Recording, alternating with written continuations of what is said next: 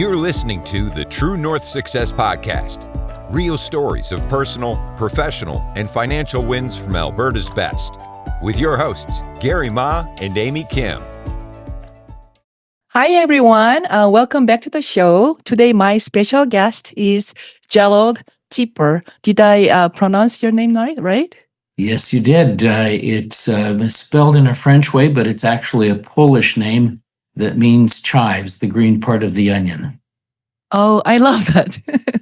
Thank God I was able to get it right. Okay. So Gerald is a very established entrepreneur and legal professional with Miller Thompson LLP and honorary counsel for Korea in Alberta. So Gerald provides general counsel and advocacy for his business clients, helping them navigate the ever-changing legal landscape. Based in Calgary, Alberta, his work spans a wide range of areas, including administrative and regulatory law and corporate governance, healthcare, education, and electoral regulation, lobbying, and other aspects of public law. He brings a wealth of experience and insight into how business can operate with integrity and manage complexity and build with purpose. It's a real pleasure to have him on the show today. Welcome, Gerald. Great to be with you. Thank you. So, Gerald, I gave a quick overview of your success, but can you fill in the detail about what your business is all about? Absolutely. For the last 40 years, I've been practicing law in Canada. I'm a member of the Law Society in Alberta and in British Columbia, but my practice takes me across the country. Our firm is made up of about 500 lawyers in about 10 offices across the country, from Vancouver to Montreal. We serve both domestic and international clients. I just spent the last week in Toronto at the International Bar Association, and the last few days I've been spending here in Korea, keeping my strong relationships with the government and with business as warm as I possibly can. Wow, that's amazing. So how long you been doing this for? Since 1984 was my graduation. I practiced then for 40 years, and in about 1990, I did a master's of law just because I like writing. I enjoy it. I have about 100 publications that focus on different areas of law, and my longest was my master's thesis, which was on the subject of the prerogative right of the king to be paid first in any dispute with a subject. So we focused on the fact that the government gets paid first and we as the citizens always get paid last. So my practice has always been focusing on helping the individual or the corporation navigate itself through the what I would describe as often a faceless bureaucracy that sometimes doesn't respond well to logic or compassion. And my goal is to just be a helpful person in a helping profession. That is the practice of law. Wow, that's amazing, because I know when it comes to the government, bureaucracy, and all the hierarchy, it's not that easy to go through, right? Unless you have really working with a team that knows what they're doing. That's right, exactly. Awesome. So then there are a lot of competitions in the legal space. And what do you feel really sets you apart? I think because I don't know how to say the word no. So I'm always saying yes when given an opportunity, a new venture, a new client. I'm always looking for a way to help. And if I can't help, then I take on the responsibility of making sure that the person does get help and is able to be all that they can be within the business that they might have, that they've chosen to be a benefit to society through. Wow, awesome. So, what comes naturally to you that maybe others find challenging? Um, I like to work. I think that's my best attribute because I would argue that at heart I'm a very shy person, and but I go out of my way to be as supportive as possible for others, and that draws me out and makes me not be a shy person. So I enjoy helping people, networking, and helping people understand uh, what the law may require of them. And I think the thing that makes my practice somewhat different is that often lawyers will say, let's take the law as it is and try to do the best we can with it the way it is. I ask an additional question, not only what is the law, but how can we change the law so that it can help my client be more successful? So I'm prepared to change the law through the courts. I'm prepared to change the law through political action, public action, through the media, organized action, through individuals working together with others. So there are a number of legal ways that we can change the law and not just accept the way it is. And I think that's what makes my practice somewhat unique. Wow, I really love that, and your stories is so inspiring because there are a lot of people that like as you mentioned, that they just practice as they learn from the textbook. There are not many lawyers out there that not how can I say, willing to thinking out of box and trying to find a solution that is practical rather than just repeating what we learned from the textbook. I can think that like a lot of people appreciate your that creativity and that innovativeness. Yeah, that is awesome. So Absolutely. awesome. Yeah. So anyone listening to you right now that wants to get better at what you are practicing the law, like what would you tell them? I would say if you want to be a lawyer, you have to have three things. One is the ability to use your mind to think and analyze. That means you have to be willing to read a great amount because you can't analyze if you don't have all of the information. The second thing you have to do is be willing to write. You have to learn how to write and be willing to spend time writing. Some people don't like it, but if you don't like writing, then I would suggest a different profession. And then finally, you have to have a high capacity for work. The law is not a profession that you can do well part-time. It takes all of you. And I would recommend that if you think law is for you, then check those three boxes and you will probably have a brilliant career. Wow. Yeah. Okay. So that is something I didn't expect to hear as a lawyer. So you're saying that anyone practice the law that it's better to like how to write and then with a Yes, creative mind, and then that's not right. the willing to working extra hours and hard, and then have a passion with helping others as well, right? Absolutely. I love that. Thank you so much. And any tips that I think you already shared the tips that could really help them out, right? So those are Well, the tips. Or is there any other tips absolutely. you would like to? Well, Yeah. I think there's two other things that you have to be as a lawyer, and one is non-judgmental. You Mm. can't be the judge of your client. So I try to take every client, regardless of their faith, regardless of their politics, regardless of their business. It's not for me to be the judge. There's another person, usually an actual judge, who does that job. They're coming to me for the support that I can provide, and I help them achieve what they believe is the good life for themselves. And I'm very happy to help them with that, even though I may completely disagree with their perspective on what is the good life. Hmm. Yeah. I really like how you are, talking about that we cannot be judgmental. Especially when it comes to law, I think that is very important so that people have the chance to address their concerns and how they went through what they went through, so that they can be more open-minded and working with lawyers. They feel like they're heard, right? And they feel safe to share their concerns.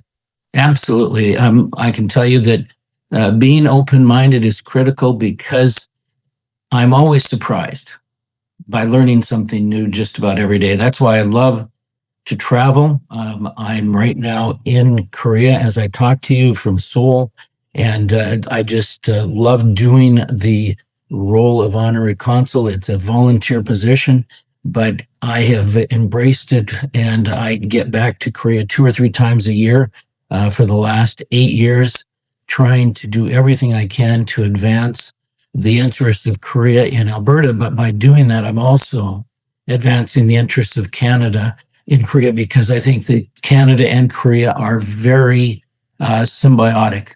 They each one have what the other doesn't. And so I want as much Korea for Canada, and I want as much Canada for Korea. Yeah, especially these days, the Alberta is one of the cities that has very rich nature and the natural resources.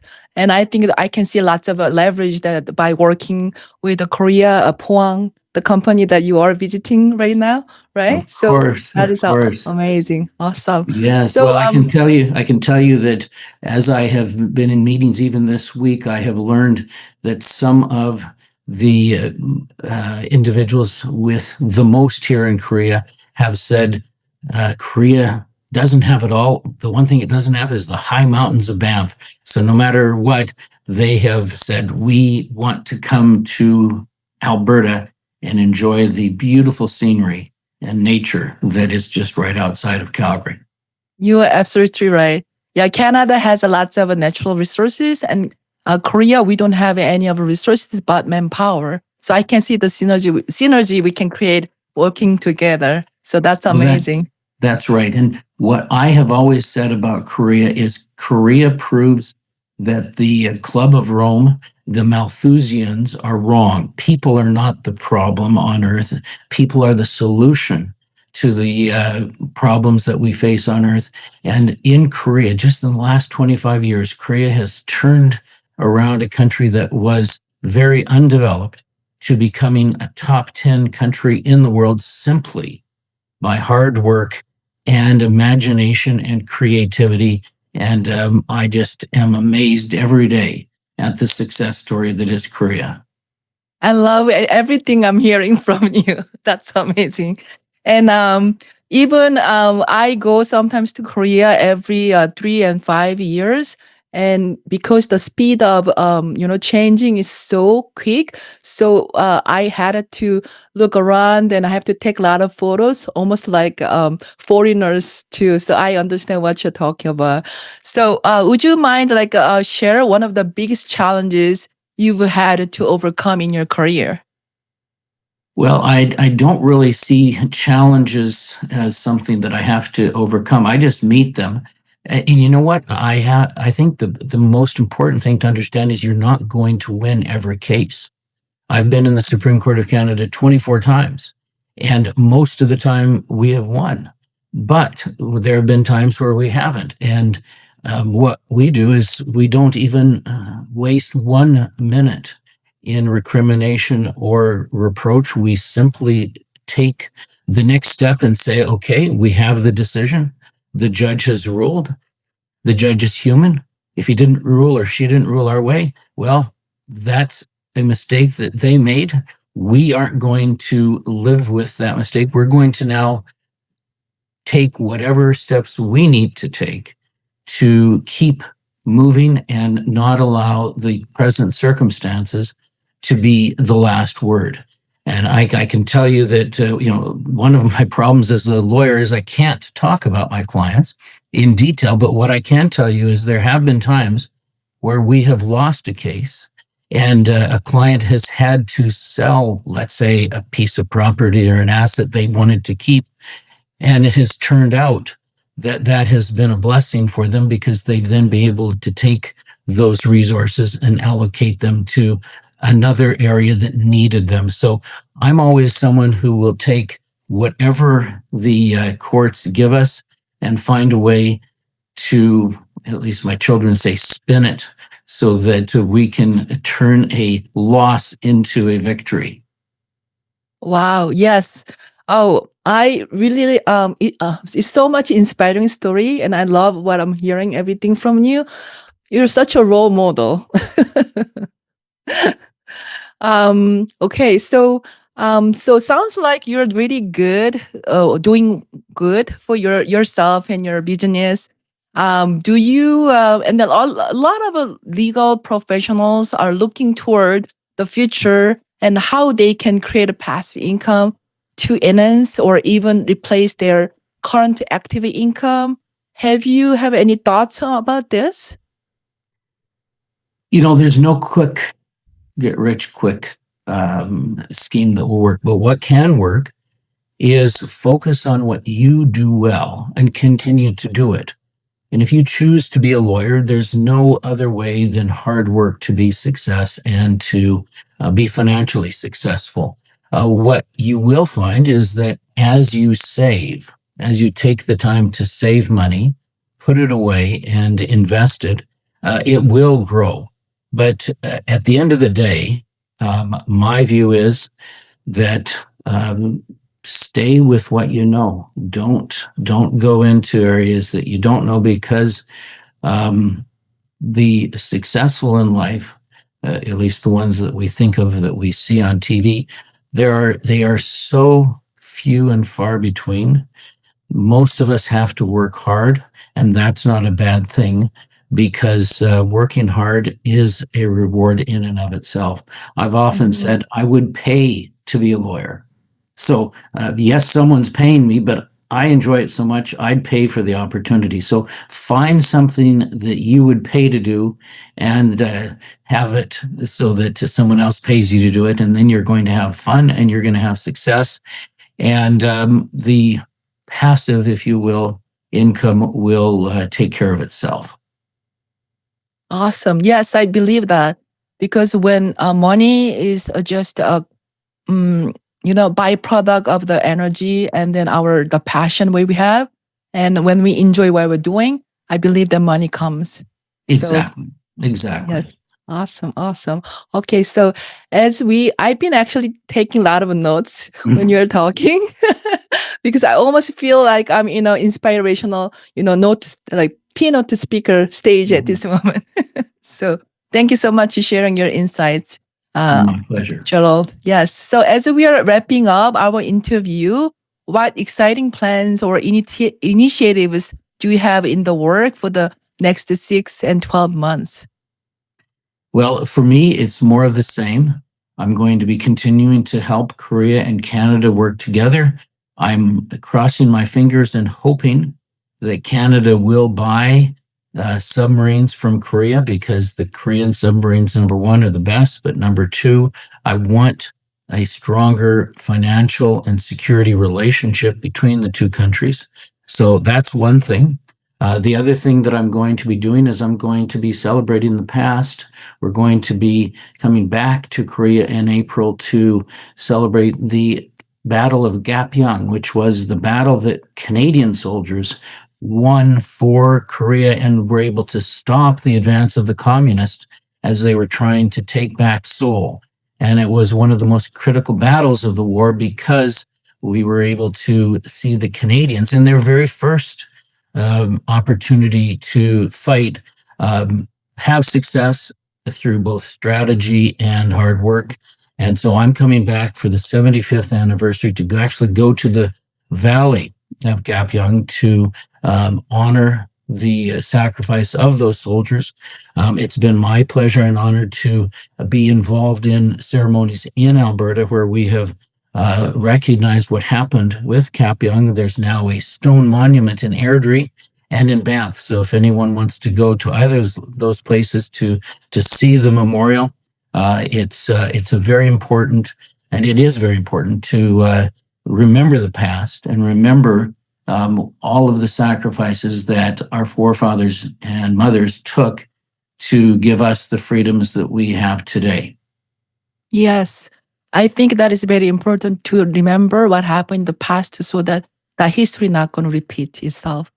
It has Get some lessons from it. It has a very unfortunate practice of repeating itself, doesn't it? Exactly. Yeah, I totally agree with you. Awesome. Okay, so that is for today. Okay. Thank you so much today. Your time and sharing some great insights and tips with us. It was a really pleasure to have you on the show today, Gerald. If you have people would like to connect with you, what they should do, how to get a hold of you. It's very easy to find me online with my website at millerthompson.com. It's very easy to find me on LinkedIn. I have a very transparent and open media presence, and so it's very easy to send me an email. Great.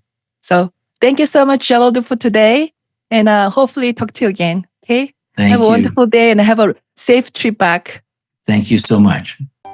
Want to share your success story? Apply to be a guest at truenorthsuccessshow.com/guest.